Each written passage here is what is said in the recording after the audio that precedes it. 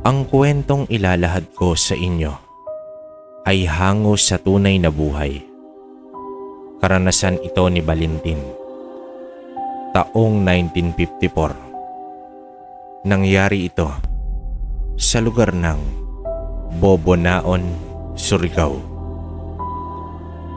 Kasagsagan ng girian noon ng mga antingero ng Surigao kontra sa mga aswang ng norte at iilang dayo ng Kabisayaan.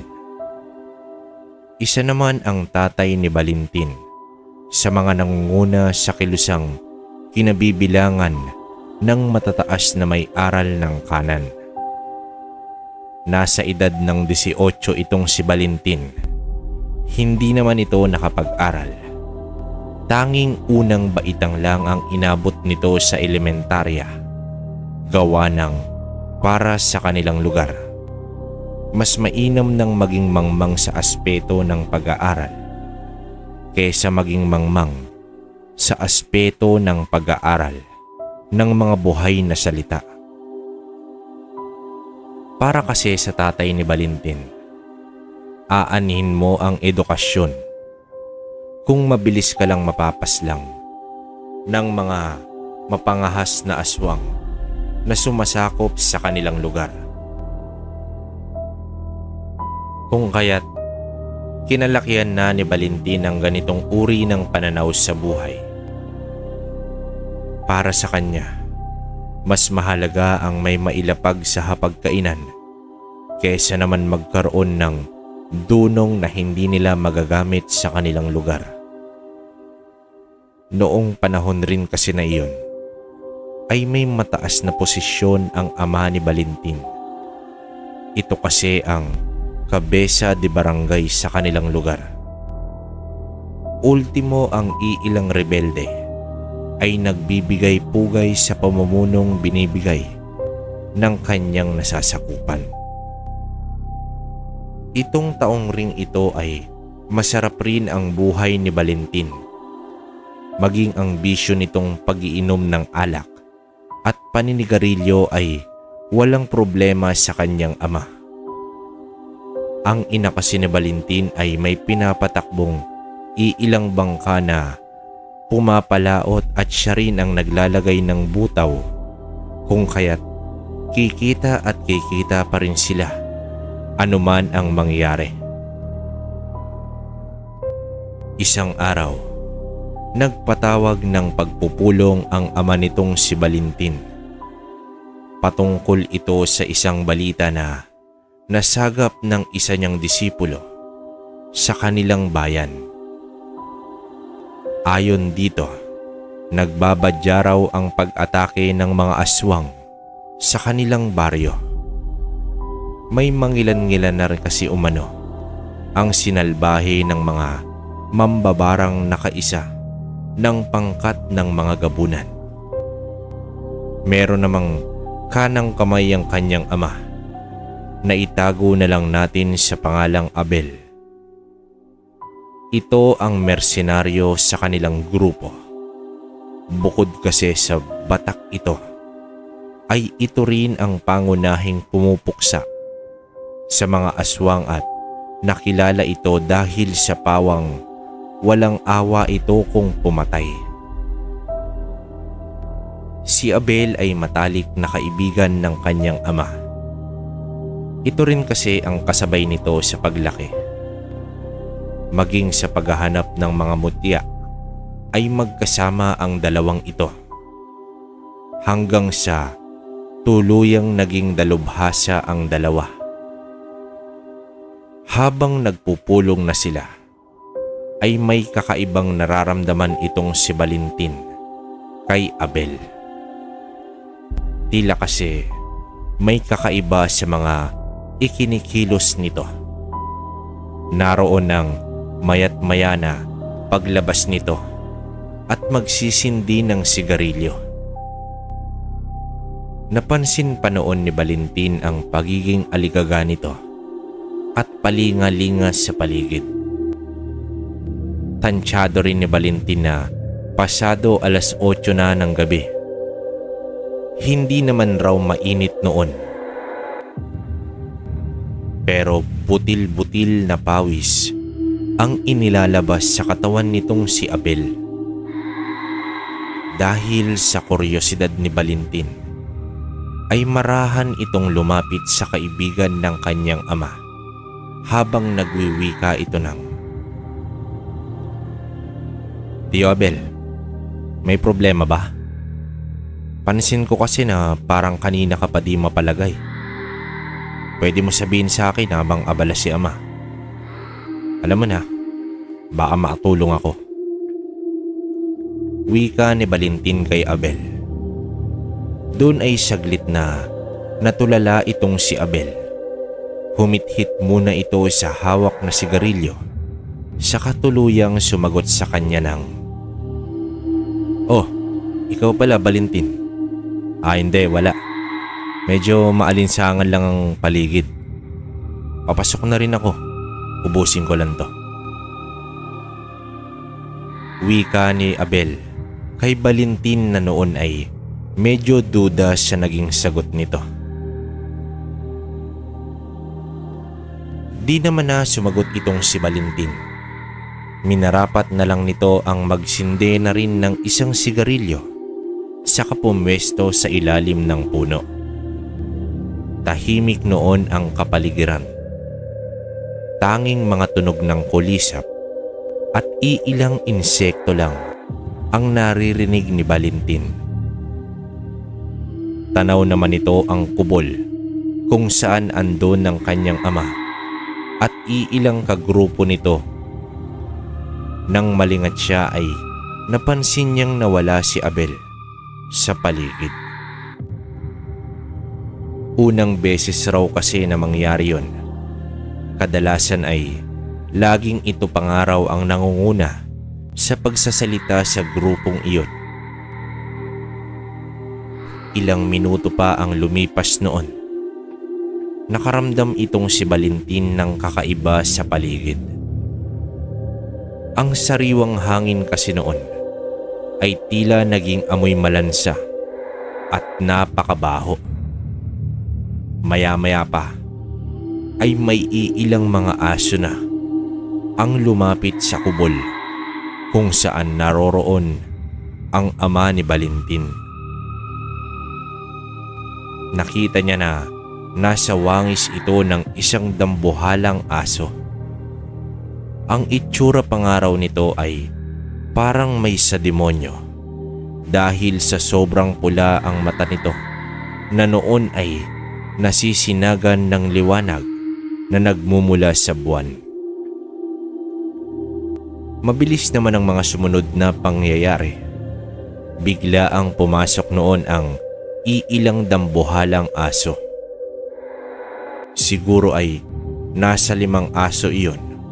Kasunod nito ang sigawan na naganap sa loob ng kubol. Nakita naman ni Valentin ang kanyang ama na nakatarak ang hawak nitong talibong sa isang aso habang pilit na nagpupumiglas mula sa pagkakahawak nito. Mabilis niya ring naaninag ang bibig nito na tila nag-uusal ng isang pangtigalpo. Akala ni Valentin ay ayos na. Alam niya na sa kanyang sarili na kayang-kaya ng ama niya ang ganoong uri ng nilalang. May iilang alam itong si Valentin sa kumbate pisikal, ngunit sa kumbate espiritual ay hindi pa nito gaanong sineseryoso ang lahat. Akmang lalapit na sana siya sa kubol nang biglang may dumating na iilang kalalakihan. Hindi naman maaninag ni Valentin ang mga mukha nito gawa ng nakasuot ito ng isang salakot kung saang tanging mga mata lamang ang nakalabas dito. Mas nanlaki pa ang kanyang mata nang maya-maya ay marahang naglakad itong si Abel sa likod ng mga nilalang na iyon. Ang akala pa noon ni Valentin ay gumawa ng isang pag-atake itong si Abel. Ngunit laking gulat niya nang makita niyang sumunod ito sa paglalakad patungo sa loob ng kubol. Doon niya rin nakita ang dalawang mambabarang na tila kumokontrol sa sitwasyong iyon.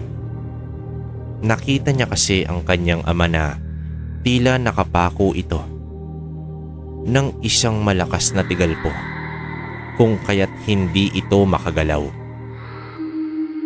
Marahan namang gumapang itong si Valentin patungo sa lugar na kinaroroonan ng kanyang ama. Nang makalapit ito ay nakita nito ang mga walang buhay na kasamahan ng kanyang ama. Tanging ito na lang ang natitira sa kanilang grupo. Narinig niya naman na nagwika ang kanyang ama kay Abel ng, "Traidor ka, Abel. Paanong nagawa mong ipagkalulo ang sarili mong grupo? Ang sarili mong baryo? Higit pa sa kapatid ang turing ko sa'yo. Totoo nga ang kasabihan. Ang ahas, kahit anong pakain mo kapag nagutom, ay kakainin ka rin." Wika ng kanyang ama, sabay dura ito sa lupa. Nakita niya naman ang pagkagigil nito sa mukha ni Abel. Matapos iyon ay sumagot ito sa kanyang ama ng, "Patawarin mo ko, kaibigan. Naipit lang rin ako. Hawak nila ang pamilya ko." Wika ni Abel sa kanyang ama. Agad namang may bumoses sa likuran ni Abel. Doon ay naghubad ito ng kanyang salakot. Kitang-kita dito ang katandaan ng kanyang itsura. Doon nga ay nagwika ito sa dalawa ng, "Magaling, Abel. Tuso ka rin pala. Sa tingin mo hahayaan naming mabuhay kayong dalawa?" Wika nito sa dalawa. Doon ay sumagot itong si Abel ng, "Ano? Akala ko ba ayos na tayo, Gibo? Sinunod ko na ang utos nyo. Ano pa bang gusto nyo?" Wika nito sa matanda na noon ay Gibo pala ang pangalan. Sinabi pa nito na siya ang maghahari at hahawak sa buong Timog Silangan. Isa raw siya sa mga tinalaga ng pinuno na kinabibilangan nito. Matapos mailahad nitong si Gibo, ang lahat ay agad itong nag-utos sa kanyang mga kasamahan. Kinuha nito ang talibong na ginamit ng kanyang ama at doon ay walang awa nitong inundayan ng taga ang dalawa. Kitang-kita ni Valentin ang bawat tarak na ginawa ng mga nilalang sa katawan ng kanyang ama at ni Abel. Wala itong nagawa kundi ang maiyak sa sinapit ng dalawa. Hindi na rin ito naglakas ng loob pang lumantad sa kadahilan ng alam niya sa kanyang sarili na wala siyang magagawa kung sakaling lumaban ito at baka sapitin lang rin niya ang sinapit ng kanyang ama. Patuloy na pinagmasdan ng mga lalaki ang lahat sa grupo ng kanyang ama. Matapos masiguro na wala na itong buhay, ay mabilis rin nilang nilisan ang kubol. Tila mga bulang nawala ang mga ito sa kakahuyan. Siniguro rin ni Valentin na ligtas na ang lugar. Nang matiyak na wala ng bakas ang naiwan ay mabilis itong lumapit sa kanyang ama. Matapos makalapit ni Valentin sa kanyang ama, ay dun niya napansin na meron pa itong buhay nang hawakan niya ito sa palapulsuhan. Naghahabol hininga itong sinabi sa kanya na tunguin ang kanyang kapatid sa burol ng kabilang bayan.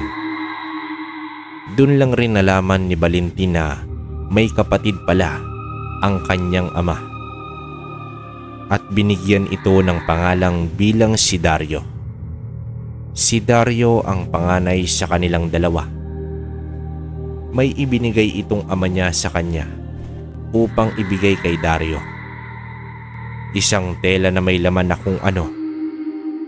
Akmang magtatanong pa sana si Valentin dito, ngunit dun na ito binawian ng buhay.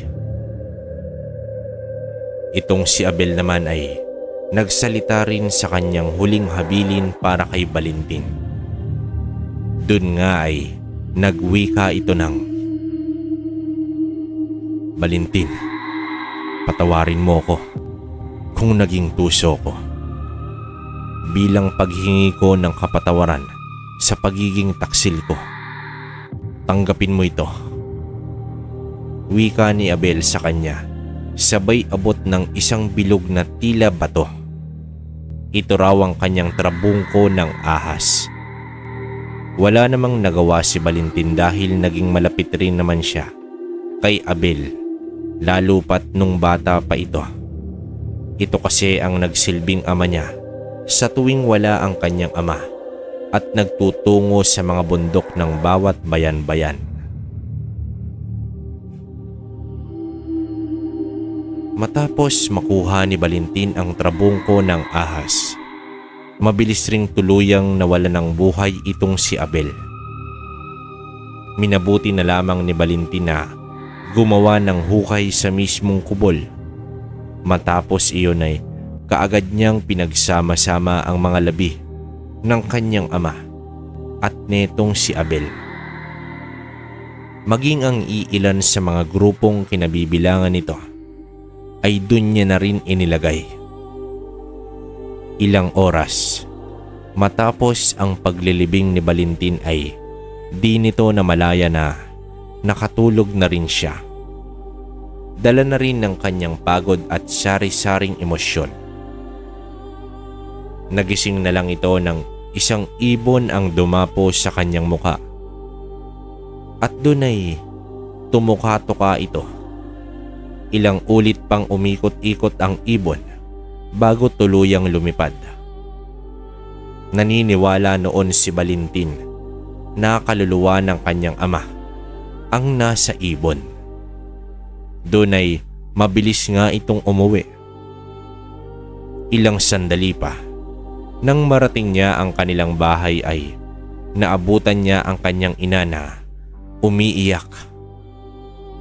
Alam na daw nito ang lahat dahil bumisita raw ang ama ni Valentin sa kanyang panaginip. Hindi naman na sumagot itong si Valentin sa kanyang ina. Bagkus ay sinuklian niya na lamang ito ng isang mahigpit na yakap. Ilang oras pa ang nagdaan. May narinig silang iilang mga dayo sa kanilang lugar ang patuloy na nag-iingay. Ultimo mga taga-kabilang bayan ito. Naroon at nagbabasag ito ng mga bote at sapilitan pang nanghihingi ng mga salapi bawat bahay na madadaanan nito. Nang matapat na sa bahay nila, ang mga nilalang ay mabilis itong kumatok. Minarapat naman ni Valentin ang magtago sa ilalim ng katre. Narinig pa nito ang isa sa mga lalaki nang magwika ito ng, "Naamoy kong dugo ng antingero sa pamamahay na to. Mukhang may natira pa sa mga pinatay natin." Wika ng isang lalaki, sabay saglit na nagpalinga-linga sa kanilang bahay. Hindi maaari dahil pinatay na ni Gibo ang lahat, maging ang kabesa de barangay at mga kasamahan nito. Sagot ng isa pang lalaki. Doon ay nanlaki ang mata ni Valentin. Sa puntong iyon ay alam niyang iyon ang grupong pumatay sa kanyang ama at kay Abel. Marahan lang siyang nagtago Upang hindi na rin magtagal ang pag-uusisa ng lalaki, ay agad namang lumabas ang ina ni Valentin upang magbigay ng buwis na hinihingi nito. Tila mga halimaw ang nasa harapan nila dahil wala pang 24 oras magmula nang mangyari ang insidente, ay parang wala lang sa mga ito. Nang makalayo na ang mga kalalakihan ay agad na ring pumunta ang ina ni Valentin sa kanya upang sabihan ito.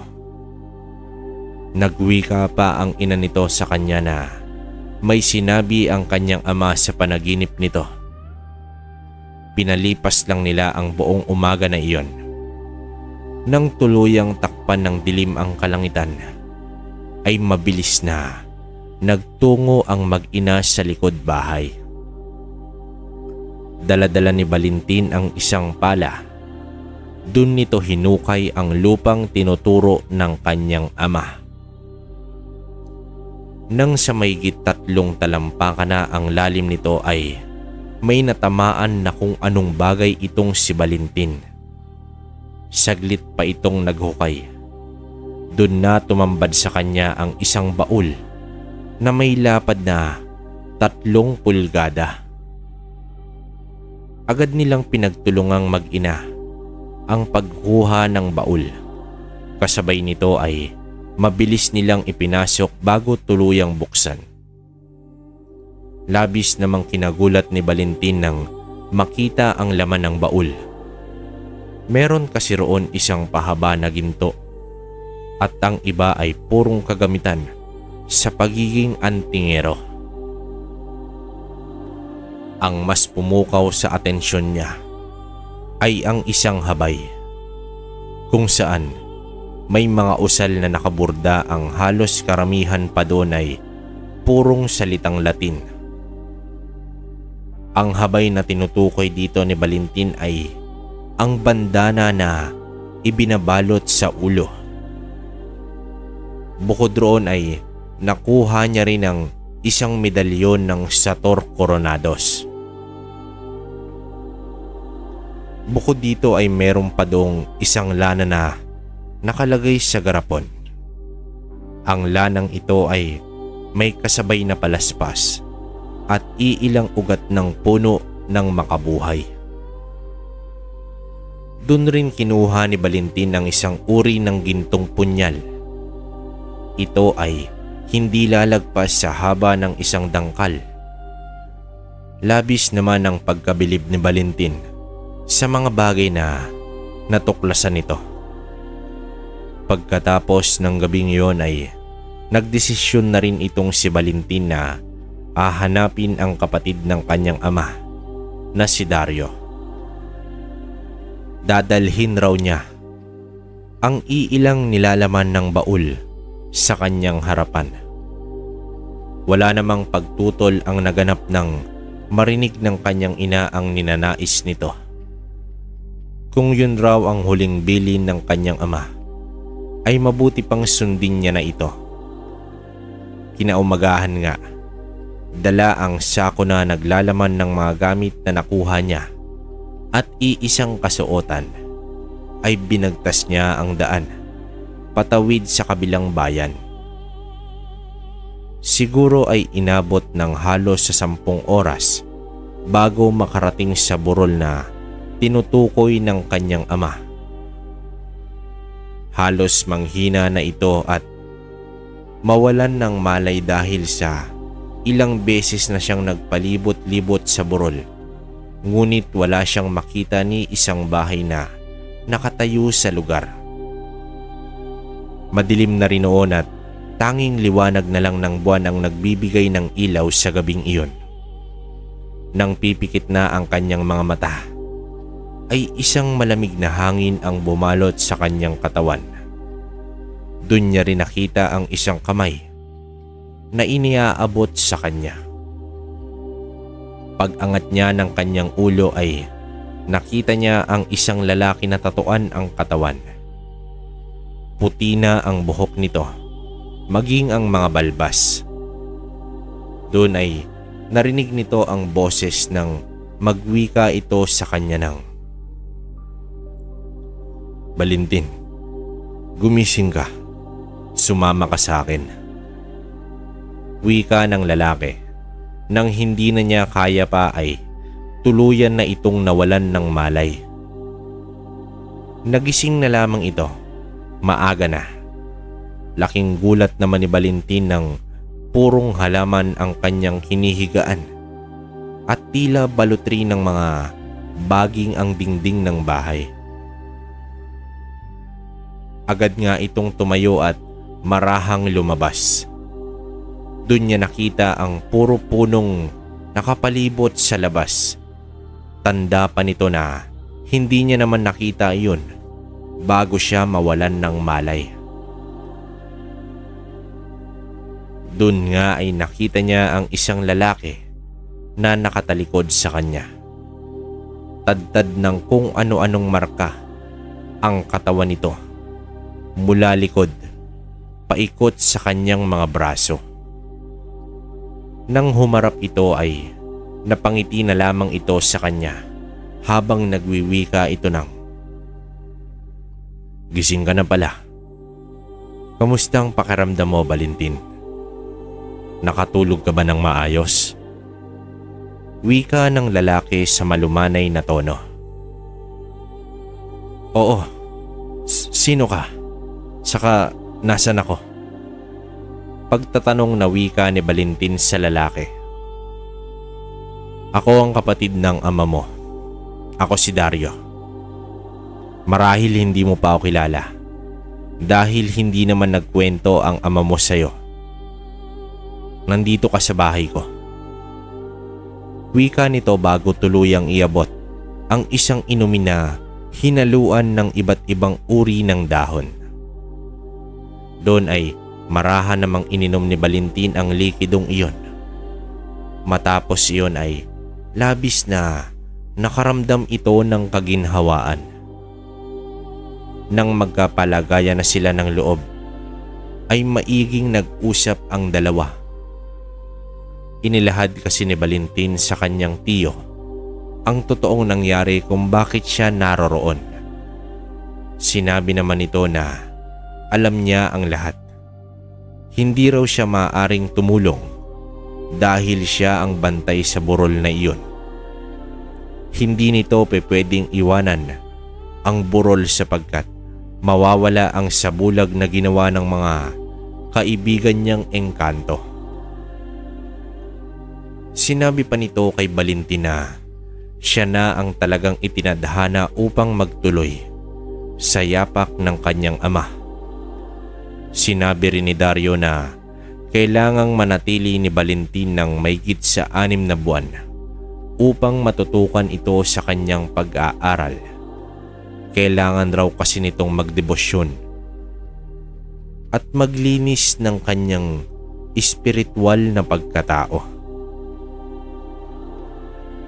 Huwag raw itong mag-alala dahil hindi mapapano ang naiwan ni Valentin sa kanilang baryo. Sinabi kasi nito na si Valentin na lamang ang natitirang may tangan o may alam sa lihim na karunungan. Lumipas noon ang kada araw, linggo at buwan na pag-iensayo ni Valentin. Sa kada orasyon na itinuturo ni Dario ay siyang hirap kay Valentin dahil parang pilit na kumakawala ang kaluluwa niya sa kanyang katawan. Gawa ng ang iilang aral kasi dito ay aral ng isang babaylan na siyang pinakauna sa kanilang lahat. Doon rin nalaman ni Valentin na hindi lang isang normal na antingero o manggagamot si Dario, kundi isa itong ermitanyo. Doon lalong namangha itong si Valentin sa nalaman niya. Nang nasa huling buwan na sila ng pag-iensayo, ay sinabi ni Dario na ipapasa niya ang iilang buhay na kataga na nakakarga sa kanyang katawan. Kailangan raw ay matagalan ni Valentin ang sakit na dulot ng ritual. Kinagabihan ay nasa labas sila habang bilog noon ang buwan, ay humiling itong si Dario ng isang kalasag na pangdepensa upang sa kanyang sarili. Sa gagawin niya kasing iyon, ay pwedeng buhay niya ang maging kapalit.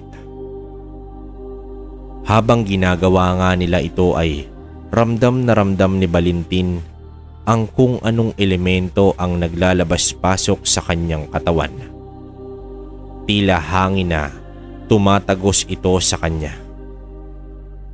Inabot rin iyon ng halos sa 2 oras bago matapos ang orasyon na ginawa ni Dario. Sa pagkalas ng iilang buhay na kataga sa katawan ni Dario, ay siya ring pagkaramdam niya ng panghihina. Sinabi pa nito kay Valentin na parang tumanda siya ng halos 10 taon sa loob lamang ng 2 oras. Kinaumagahan ay laking gulat ni Valentin nang magising ito dahil sa meron ng nakatatak sa kanyang katawan. Ang mga usal na nakapaloob sa mga medalyon ay nakaukit na noon sa kanyang mga braso. Ganoon na lang rin ang gulat ni Valentin nang hawakan niya ito at tila wala man lang siyang sakit na nararamdaman dito. Matapos iyon ay may ibinigay itong si Dario na isang libreta. Sinabi nito na dasalin ang orasyon para sa pagpapatalas ng memorya para makabisa nito ang orasyong Aklat ni Haring Metatron. Bigyan ko lang kayo ng konting deskripsyon mga kabaryo patungkol sa Metatron.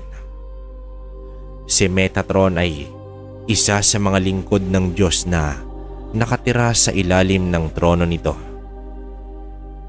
Siya ay mabalasik na tagapagbantay at lumalaban sa lahat ng kasamaan. Si Metatron ay nagtataglay ng liwanag na hindi kayang lapitan ng anumang uri ng masasamang nilalang. May kakayahan siyang pigilan at wasakin ang lahat ng uri ng kasamaan.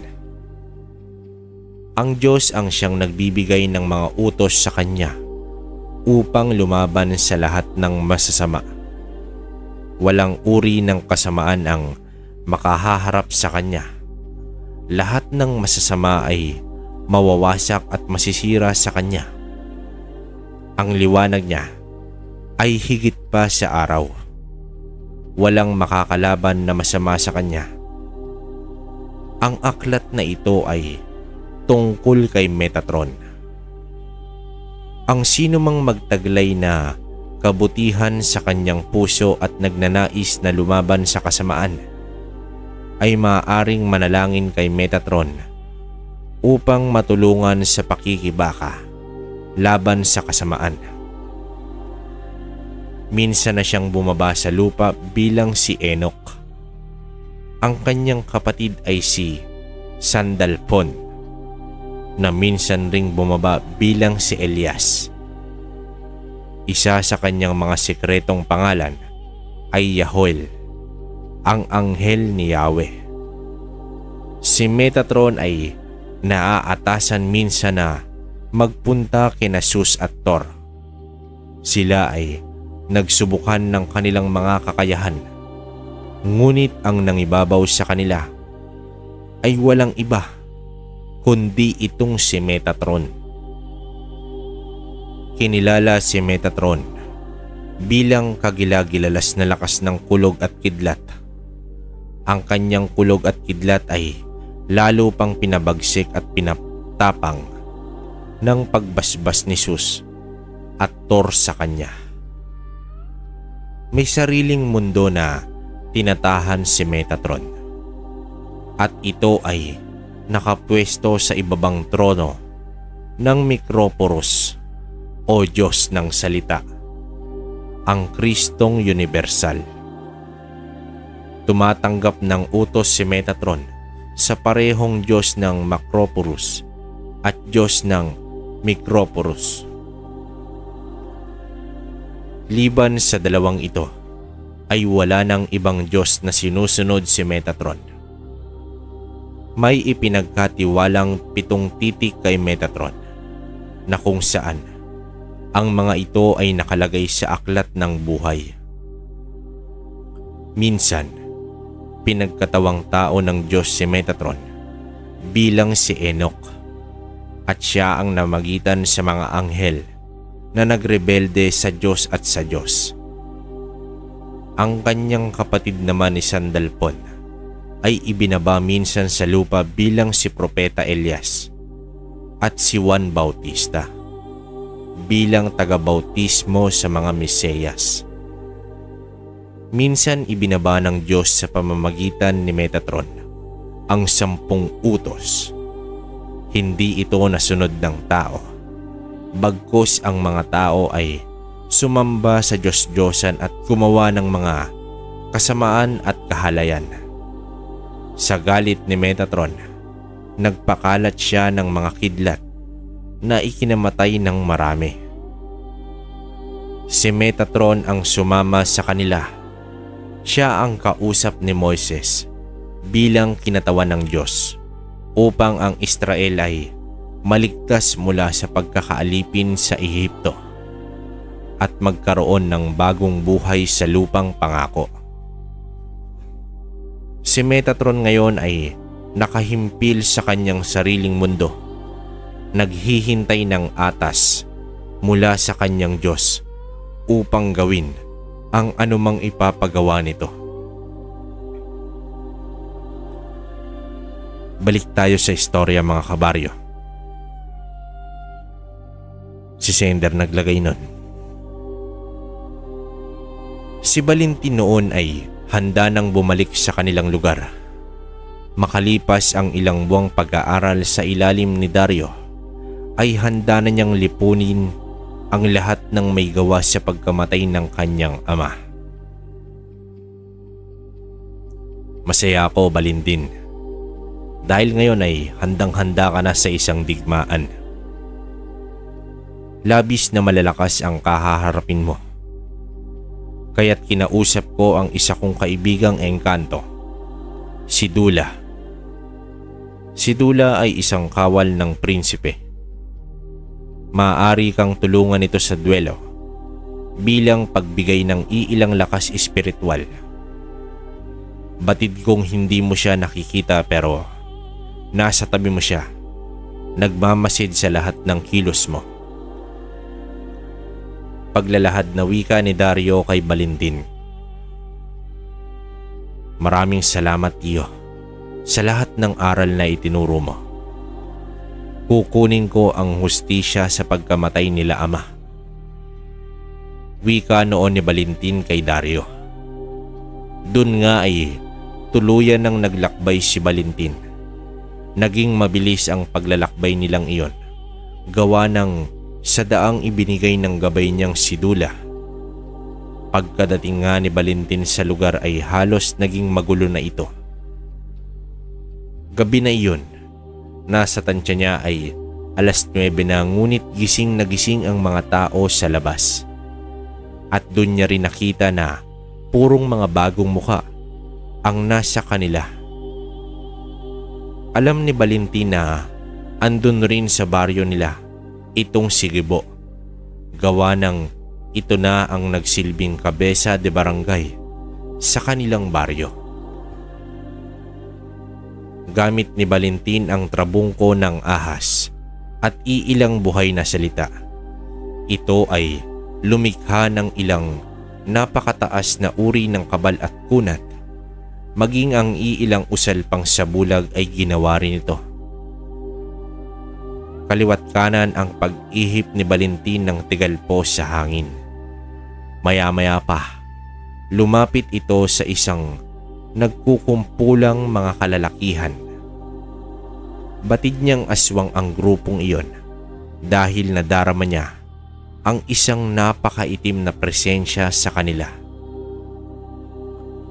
Doon nga ay isa-isang inundayan ng saksak ni Valentin ang bawat isa. Gamit ang gintong punyal na galing sa kanyang ama, ay halos mahiwalay na ang ulo ng mga ito sa kanilang katawan. May nagtangka pang magpalit ng anyo ngunit bigo ito nang batuhin ito ng isang malakas na uri ng tigalpo ni Valentin. Nakalaunan ay nawalan rin ng buhay. Inabot naman noon ng halos sa 10 minuto ang ginawang pasimpleng pagpaslang ni Valentin nang makaligtas ang isa sa mga ito. At doon ay nag-angil ito ng ilang beses, hudyat na may kalaban sa kanilang baryo. Nawala na rin ang sabulag noon ni Valentin, gawa ng tuluyan niya nang ipinakita ang kanyang sarili. Di bababa sa 10 nilalang ang nakapaikot noon kay Valentin. Doon nga ay nakita niya ang mga aswang na mambabarang na kasama nila Gibo sa pagpaslang sa kanyang ama. Matapos iyon ay walang paglagyan ang gigil at puot nitong si Valentin. Sumubok pang mag-usal ng itim na karunungan ang mga mambabarang, ngunit huli na. Mabilis lang rin kasing tinapos ni Valentin ang buhay ng mga ito gamit ang gintong punyal na hawak nito. Ilang saglit pa nga noon ay 2 na lang ang natira sa mga nilalang. Doon na tuluyang lumabas sa kanyang harapan itong si Gibo. Laking gulat ni Valentin dahil bumata ito ng halos kaedad niya habang nagwiwika ito ng, "Matagal na kitang hinahanap. Kagaya ng ama mo. Walang kahirap-hirap na kitang papatayin, antingero." Wika ni Gibo noon habang nag-iiba na ito ng wangis. "Ganun ba? Marahil si ama mabilis mong mapaslang ng walang kalaban-laban. Pero ibahin mo ko. Sa labanang ito, ulo mo ang premyo ko." Wika ni Valentin sa aswang na noon ay mabilis nang tumakbo patungo sa kinatatayuan niya. Sobrang lakas daw nitong si Gibo dahil ilang usal ng pangdepensa na ang ikinarga ni Valentin, ngunit ganun-ganun lang rin kung ito ay mabasag. Maging ang trabungko ng ahas noon ay tuluyan ng nawalan ng bisa. Masasabi ni Valentin na mas doble ang bilis nitong si Gibo kesa sa kanya. Dun ay paisa-isang tarak ng matatalas na kuko sa iba't ibang parte ng katawan ni Valentin. Nang tuluyang mahubad ang suot-suot nitong si Valentin, ay medyo nabahala itong si Gibo dahil nakita nito ang iilang kataga na nakaburda sa balat ni Valentin. Ikaw? Ikaw ang ermitanyo? Walang kwenta. Kagaya ka lang rin ng ama mo. May hinang antingero." Wika ni Gibo sabay unday ng saksak kay Valentin. Sa sobrang bilis nito ay dun nga tinamaan ito sa kanyang kanang balikat. Bumaon ito at tumagos sa likod ni Valentin. Patuloy na nanghina itong si Valentin ng isang boses ang bumulong sa kanyang isipan. "Valentin, anak, lumaban ka. Palabasin mo sa katawan mo ang 100% ng isang ermitanyo." Wika ng boses sa kanyang isipan. Doon ay nagulat ito dahil boses ito ng kanyang ama. Mabilis na nanumbalik ang lakas ni Valentin. Doon rin ito humingi ng tulong sa engkantong si Dula. Doon nga ay ibinigay nito ang 50% ng kanyang buhay bilang engkanto kay Valentin. Biglang nakaramdam ng kagaanan ito. Mabilis na lang itong nakakailag kay Gibo at maging ang kilos nito na Noong una ay hindi niya masundan. Ngayon naman ay tila basang-basa niya na ito. Isang pag-atake ang ginawa ni Gibo na noon ay pilit na sinalo ni Valentin. Matapos maibaon ang kamay nito sa katawan ni Valentin, ay napangiti na lamang itong nagwiwika ng, "Hangal ka. Kung akala mo tapos na, nagkakamali ka. Ngayon, ipaparanas ko sa iyo ang kidlat ng isang Metatron." Wika noon ni Valentin kay Gibo na noon ay tuluyang nanlaki ang mga mata. Bahagyang kakawala pa sana ito ngunit sobrang higpit ng pagkakahawak ni Valentin sa kanyang kamay.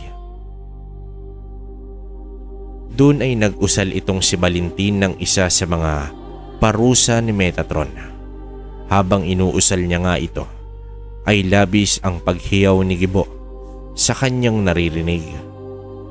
Hanggang sa tuluyang balutin ng purong puti ang buong mata ni Valentin. Agad na ikinumpas ni Valentin ang kanyang mga daliri papunta noon sa dibdib ni Gibo. Nang madikit iyon ay tila walang paglagyan ang sakit na nadarama ng aswang.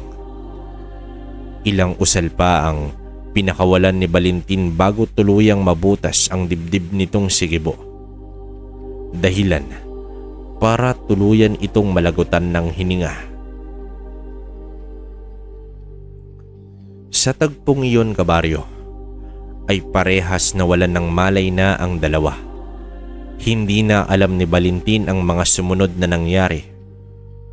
Umaga na nang magising ito sa kanyang silid. Andun rin ang ina nito na noon ay alalang-alala. Sinabi pa nga nito na halos isang linggo nang walang malay itong si Valentin. Akala nga nila ay tuluyan na itong nawalan ng buhay. Si Valentin lang daw ang nakita nila sa lugar at ilang abo na ang hinala nila ay mga aswang na tuluyang naagnas na. Buhat noon ay naging ayos naman itong si Valentin sa kanyang pamumuhay. Naging isang manggagamot rin ito sa kanilang baryo.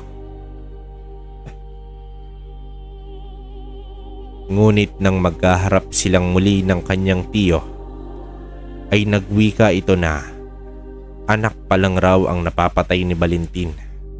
Hindi pa raw tuluyang nauubos ang angkan nila Gibo. Malamang raw ay naghahanda ito at nagpapalakas. Lalo't naging isang tuluyang batang ermitanyo itong si Valentin. Dito ko na po tatapusin ang kwento, mga kabaryo. Naway nagustuhan ninyo ang istorya ni Valentin